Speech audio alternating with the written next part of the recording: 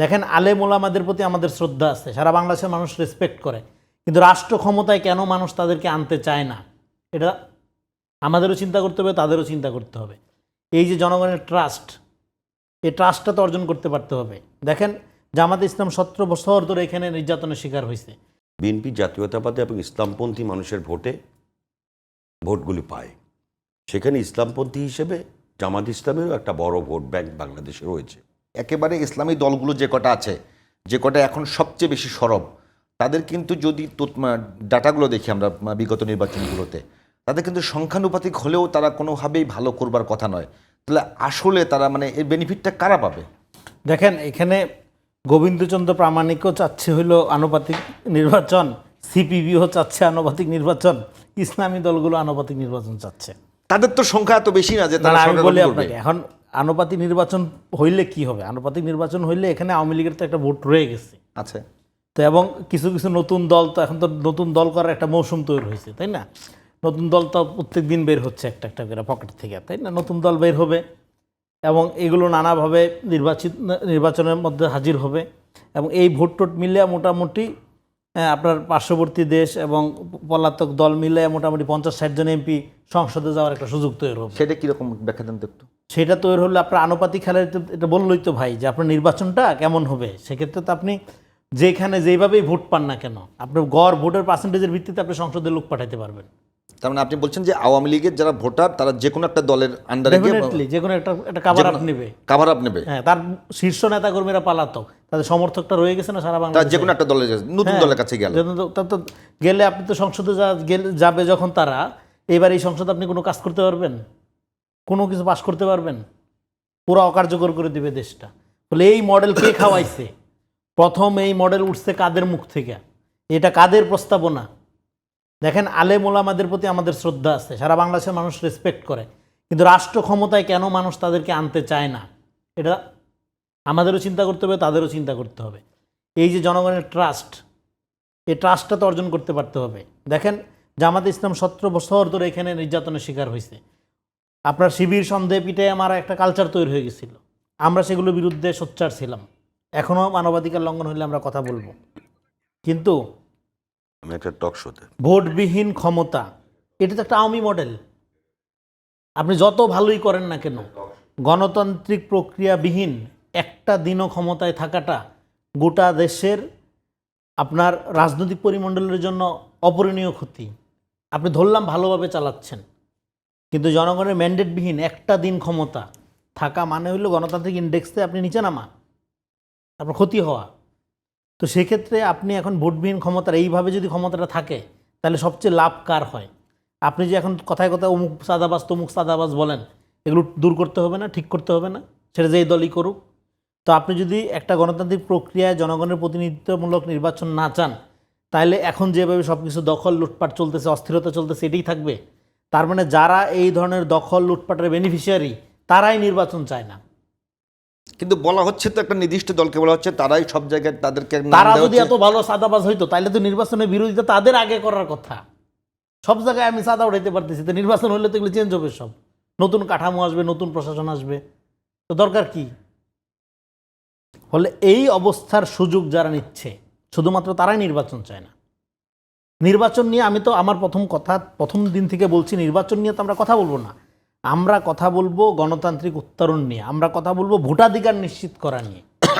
ভোটাধিকারের জন্যই তো 17-18 বছর ধরে বিএনপি সংগ্রাম করতেছে, এবং এখানে ডেফিনেটলি আমরা বিএনপিরও সমালোচনা করব, কিন্তু কথা হলো তার যে গণতান্ত্রিক স্পিরিট, যে জায়গায় সে ফিরতে চায়, সেই জায়গায় যখন আপনি বাধা দিবেন, হ্যাঁ, ধরুন বিএনপি খারাপ, বিএনপি চাঁদাবাজ, ওকে, জনগণকে রায় দিতে দেন।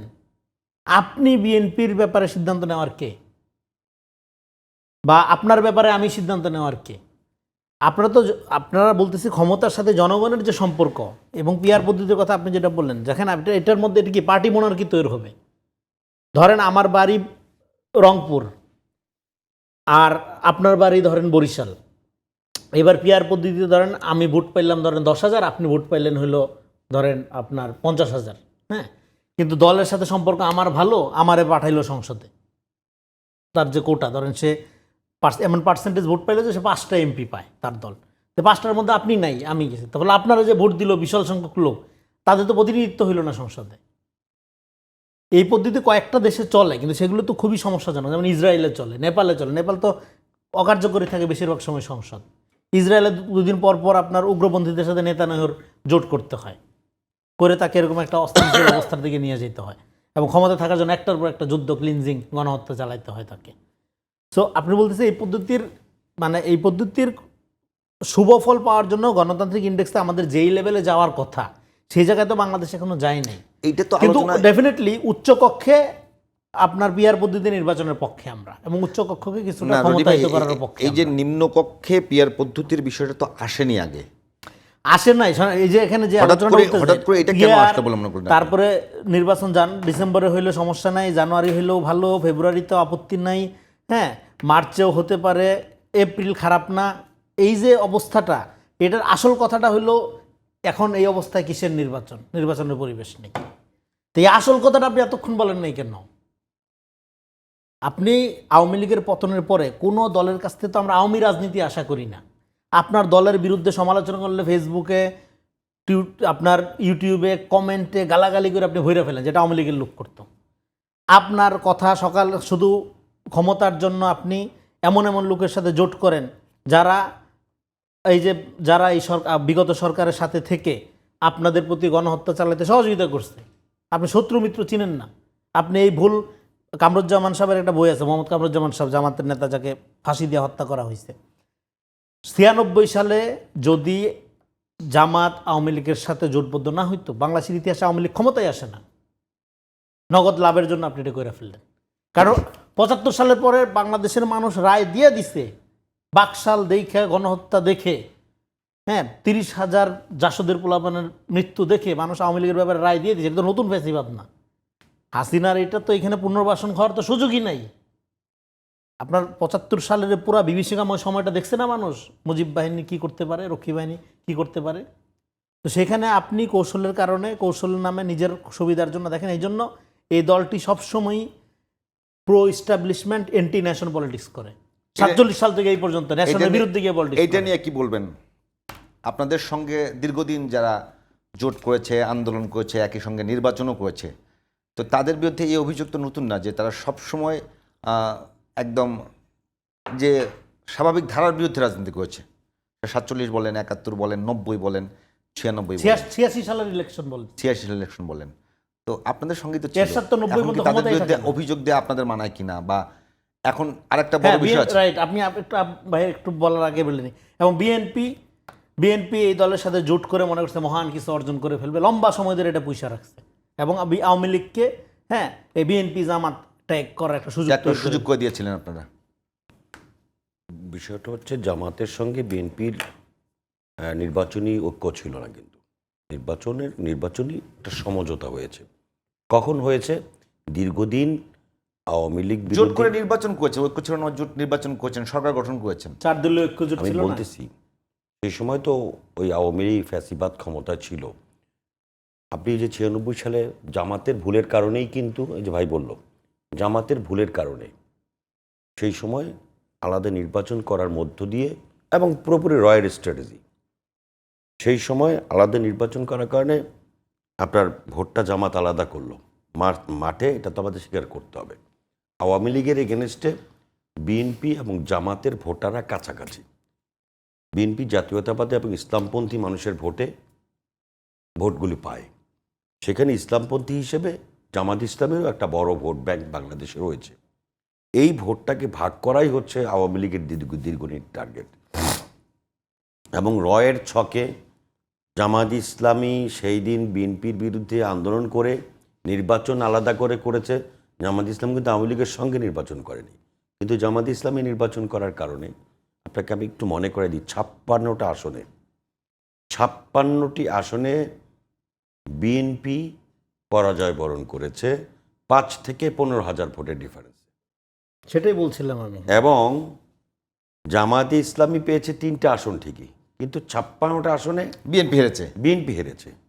আওয়ামী লীগ শুধুমাত্র জামাত ইসলামীকে, যদি বিএনপির বাইরে থাকে জামাত ইসলাম নিরাপদ থাকে, এবং জামাত ইসলাম ওই যে তাদের অবদান, ওই অবদান স্বরূপ 96 থেকে 2001 সাল পর্যন্ত আওয়ামী লীগ যুদ্ধাপরাধ বা মানবতা বিরোধী অপরাধের একটি জিডিও তাদের বিরুদ্ধে করে না আওয়ামী লীগ।